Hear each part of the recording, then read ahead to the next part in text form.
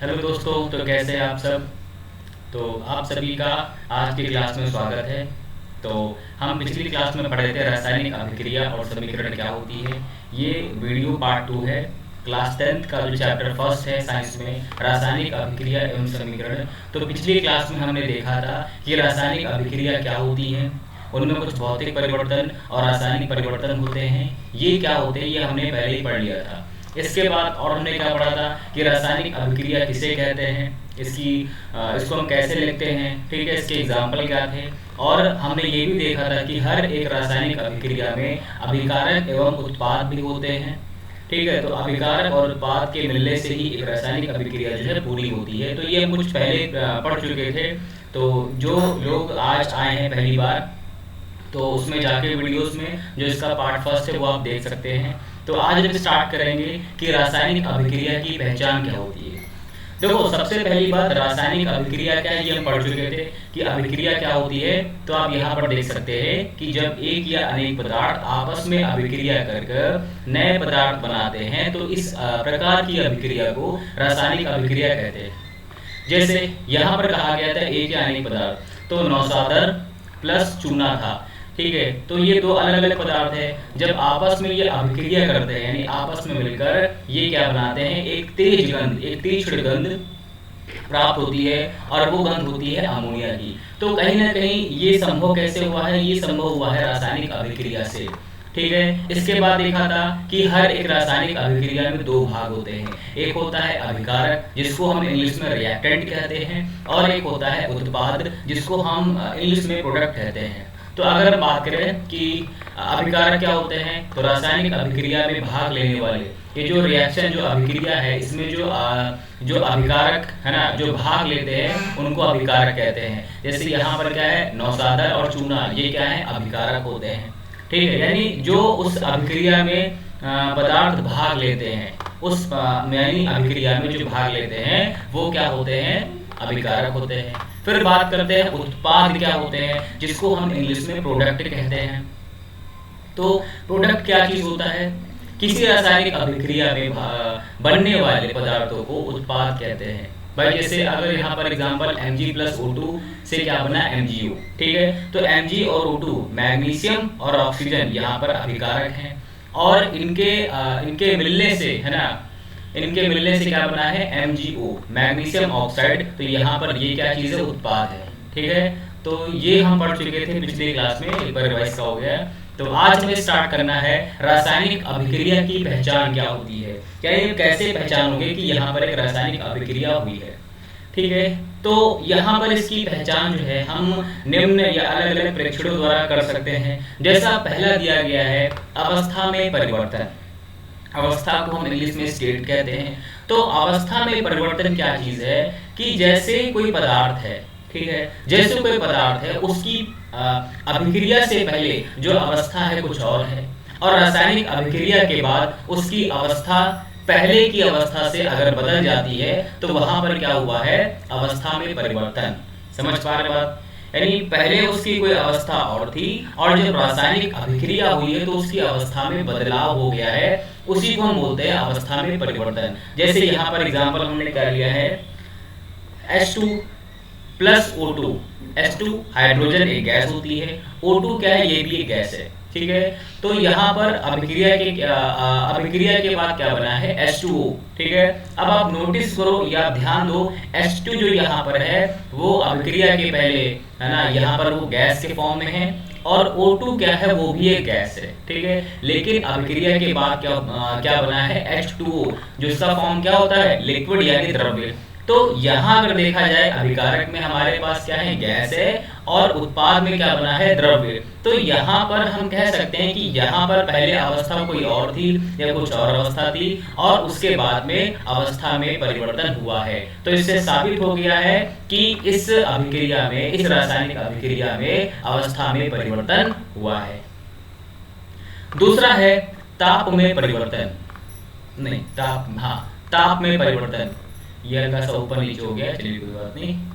तो ताप में परिवर्तन का मतलब क्या हो गया कि देखो, ताप में परिवर्तन का मतलब क्या है, उसमें बदलाव है। जो टेम्परेचर है, जो ताप है ना, उसमें बदलाव। तो यहाँ पर क्या है, CaO, ठीक है, CaO लिया है और H2O, है ना।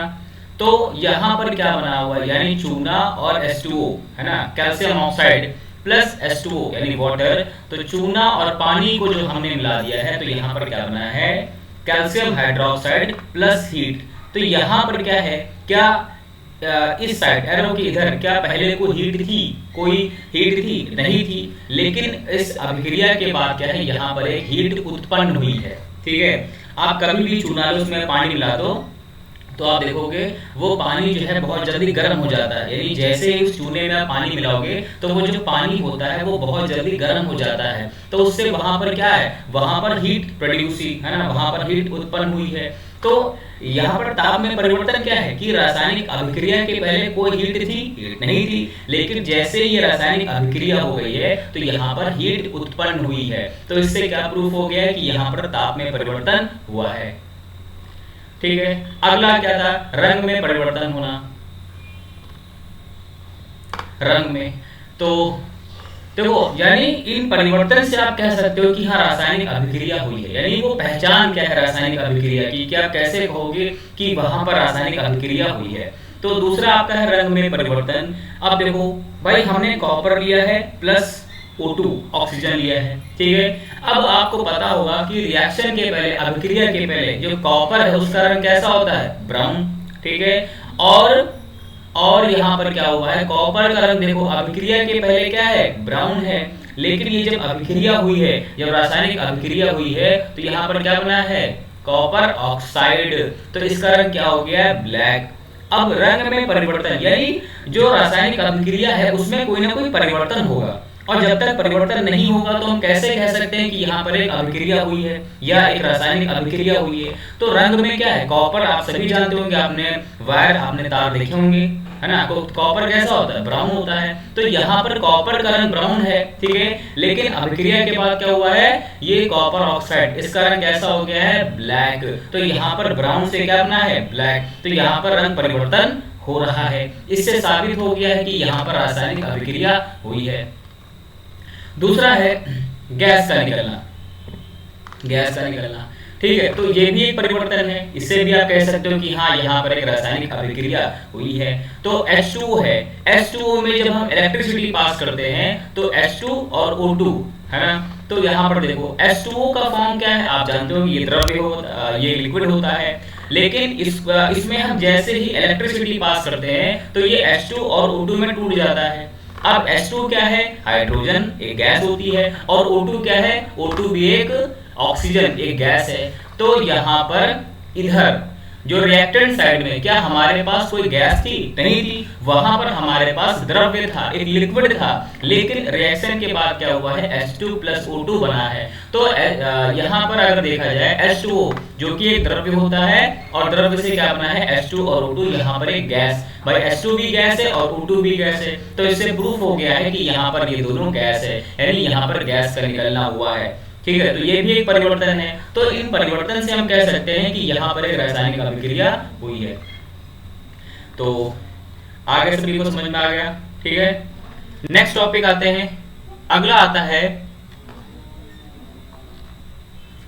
है रासायनिक समीकरण, जिसको हम इंग्लिश में केमिकल इक्वेशन कहते हैं। रासायनिक समीकरण जिसको हम इंग्लिश में केमिकल इक्वेशन कहते हैं, क्या होता है, कैसे समझेंगे, सारी बातें करते हैं। सबसे पहले इसकी डेफिनेशन देखिए, इसकी परिभाषा क्या कहती है। कहता है किसी रासायनिक अभिक्रिया में भाग लेने वाले अभिकारकों तथा अभिक्रिया के फलस्वरूप प्राप्त होने वाले उत्पादों को प्रतीकों तथा सूत्रों द्वारा निरूपित करने को रासायनिक समीकरण कहते हैं। समझो भाई, किसी रासायनिक अभिक्रिया में, एग्जाम्पल दिया, तो यहाँ पर एक रासायनिक अभिक्रिया है, ठीक है। इस अभिक्रिया में भाग लेने वाले, हम पहले ही पढ़ चुके हैं कि जब भी कोई रासायनिक अभिक्रिया होती है तो वहां पर दो चीजें होती हैं, एक अभिकारक और एक उत्पादक। तो रासायनिक अभिक्रिया में भाग लेने वाले अभिकारकों, अब यहाँ पर वो अभिकारक कौन से हैं, Na और H2O, यानी ये भाग ले रहे हैं, ठीक है। तो ये क्या होंगे, अभिकारक। तो यहाँ पर अभिकारक यानी इस रासायनिक अभिक्रिया में अभिकारक कौन कौन है, Na और H2O, तथा अभिक्रिया के फलस्वरूप यानी अभिक्रिया के होने के बाद जो हमें उत्पाद प्राप्त होते हैं, तो अगर ये अभिकारक हो गए तो ये क्या हुआ, यानी ये हमको प्राप्त हुए हैं, तो ये प्रोडक्ट हैं, ये उत्पाद हैं। ठीक है, तो यहाँ पर उत्पाद क्या है, NaOH। ये क्या होता है, सोडियम हाइड्रोक्साइड। देखो सोडियम, Na सोडियम होता है, H2O वाटर, तो यहाँ पर सोडियम और H2O क्या है, अभिकारक हैं। और रासायनिक अभिक्रिया के फलस्वरूप क्या प्राप्त हुआ है हमको, NaOH, ये होता है सोडियम हाइड्रोक्साइड, और H2 एक हाइड्रोजन गैस है। तो अभिकारक और उत्पाद को उनके प्रतीकों तथा सूत्रों द्वारा निरूपित करने को रासायनिक समीकरण कहते हैं। ठीक है, एग्जाम्पल, जब सोडियम जल से अभिक्रिया करता है, यानी जब ये सोडियम है, जब ये सोडियम ये जल से अभिक्रिया करता है तो क्या बनता है, तो सोडियम हाइड्रोक्साइड, तो सोडियम हाइड्रोक्साइड तथा H2 यानी हाइड्रोजन बनते हैं। तो यहाँ पर मुख्यतः ये कहा गया है कि रासायनिक समीकरण में क्या होता है कि उस अभिक्रिया में भाग लेने वाले जो अभिकारक होते हैं और तत्व होते हैं, उनका प्रतीक है ना, उनका सूत्र क्या होता है। जैसे हम सोडियम के हैं तो उसे कैसे लिखोगे, Na, ये इसका सूत्र है। वाटर क्या होता है, H2O होता है। सोडियम हाइड्रोक्साइड NaOH होता है। हाइड्रोजन H2 होता है। ठीक है, तो ये आपको याद करने पड़ेंगे कि किसका सूत्र क्या होता है। जब तक आपको याद नहीं होगा तो आपको दिक्कत होगी, तो ये सूत्र आपको याद करने होंगे, है ना, कि किसका क्या सूत्र होता है। तो यहाँ पर एग्जांपल क्या लिया है, जब सोडियम जल से अभिक्रिया करता है तो सोडियम हाइड्रोक्साइड तथा हाइड्रोजन बनते हैं। सोडियम का सूत्र क्या होता है, Na है। जल का क्या है, H2O है। सोडियम हाइड्रोक्साइड NaOH है, और हाइड्रोजन क्या है, H2 है। तो ये हो गया अभिकारक, ये हो गया उत्पाद। आगे सभी को, इसके बाद नेक्स्ट आते हैं, अगला है रासायनिक समीकरण लिखने की विधि क्या है। Method to write the chemical equation, यानी रासायनिक समीकरण को हम कैसे लिख सकते हैं। ठीक है, उसकी लिखने की विधि क्या है। तो यहाँ पर हमने कुछ स्टेप लिए हैं और देखो लास्ट में एक एग्जांपल दिया गया है। तो अगर ये आपको स्टेप पूरे समझ में आ गए तो फिर आपको जो है उस समीकरण को लिखने में कोई दिक्कत नहीं होने वाली है। तो पहला जो पॉइंट है वो है अभिक्रिया। अच्छा, अब तक आपको ये पता हो गया होगा कि रासायनिक अभिक्रिया में अभिकारक क्या होते हैं और उत्पाद क्या होंगे। ठीक है, तो पहला पॉइंट है अभिक्रिया के अभिकारकों तथा उत्पादों के नाम तथा रासायनिक सूत्र ज्ञात होने चाहिए। यानी अगर आपको रासायनिक समीकरण लिखते हो तो लिखने से पहले जो अभिकारक हैं, है ना, जो रिएक्टेंट होते हैं, और उत्पाद, उनके जो नाम है ना, उनके नाम के साथ साथ जो उनका रासायनिक सूत्र है। ठीक है, जैसे जल है, क्या होता है, H2O होता है। ठीक है, तो जब तक ये आपको याद नहीं होगा, Na क्या था, सोडियम था, तो ये आपको याद करने पड़ेंगे, तभी आप कर पाओगे। दूसरा पॉइंट है रासायनिक अभिक्रिया में भाग लेने वाले अभिकारकों को प्रतीकों अथवा सूत्रों द्वारा बाईं ओर लिखा जाता है। देखो, रासायनिक अभिक्रिया में भाग लेने वाले, हमेशा भाई एक बात गाढ़ बांधो, जो अभिकारक होते हैं, है ना, अभिकारकों को प्रतीकों अथवा सूत्रों द्वारा हम कहाँ लिखते हैं, हम लिखते हैं बाईं ओर। ठीक है, तथा विभिन्न अभिकारकों के बीच धन का चिन्ह लगा देते हैं, यानी प्लस का चिन्ह लगाते हैं। जैसे मैग्नीशियम धातु, अच्छा मैग्नीशियम क्या है, एक धातु होती है, इसका सूत्र क्या होता है, Mg। और ऑक्सीजन का सूत्र क्या होता है, O2 में जलती है, नहीं ऑक्सीजन की उपस्थिति में या उसमें एयर में, है ना। अगर यहाँ पर देखो भाई, कहीं कहीं यहाँ पर एयर भी लिखा होता है, तो अब समझ जाओ कि वहां पर भाई अगर कोई चीज जलेगी तो वो उसके लिए क्या चाहिए, उसके लिए चाहिए O2, उसके लिए चाहिए ऑक्सीजन। ठीक है, तो मैग्नीशियम धातु Mg ऑक्सीजन O2 में जलती है। ठीक है, अब इसको हम कैसे लिखेंगे, तो सबसे पहली बात क्या था कि हमको जो अभिकारक हैं उनके नाम, यानी अभिकारक और उत्पाद, उनके जो नाम है और नाम के साथ साथ जो उनका रासायनिक सूत्र है वो हमको पता होना चाहिए। अब जैसे मैग्नीशियम है, इसको कैसे लिखोगे, Mg। ठीक है, Mg ऑक्सीजन O2, तो मैग्नीशियम धातु ऑक्सीजन में जलती है, तो इसके लिए जो बाएं पक्ष होगा वो क्या होगा, Mg प्लस O2, क्योंकि मैग्नीशियम जो धातु है वो ऑक्सीजन में जलती है। ठीक है, या ऑक्सीजन के उपस्थिति में जलती है, तो यहाँ पर क्या हो गया, Mg प्लस O2। ठीक है, तो दूसरा पॉइंट क्या कहता है कि आप जो भी रासायनिक अभिक्रिया लिखोगे, उस रासायनिक अभिक्रिया में जो अभिकारक होंगे, है ना, अभिकारक को उनके प्रतीकों और सूत्र के द्वारा हम कहाँ लिखते हैं, उसके बाईं ओर। और लिखने के साथ साथ अभिकारक जो होते हैं, ठीक है, अभिकारकों के बीच में प्लस यानी धन का चिन्ह लगा दिया जाएगा। तो Mg+O2, Mg क्या होता है? मैग्नीशियम, मैग्नीशियम एक धातु है, तो यहाँ पर आप केवल मैग्नीशियम भी लिख सकते हो और मैग्नीशियम धातु भी। ऑक्सीजन क्या होता है? O2, ठीक है। तीसरा क्या कहता है? रासायनिक अभिक्रिया के पश्चात प्राप्त उत्पादों को प्रतीकों अथवा सूत्रों द्वारा दाहिनी ओर लिखा जाता है। भाई देखो, अगर कोई रासायनिक अभिक्रिया होती है, ठीक है, तो रासायनिक अभिक्रिया में भाग कौन लेता है? भाग लेते हैं अभिकारक, ठीक है। तो उस रासायनिक अभिक्रिया के पश्चात, यानी वो अभिक्रिया होने के बाद आपको कुछ प्राप्त होता है, और वो प्राप्त क्या होते हैं? उत्पाद। तो यहाँ पर कहता है उत्पादों को प्रतीकों अथवा सूत्रों द्वारा दाहिनी ओर लिखा जाता है, ठीक है।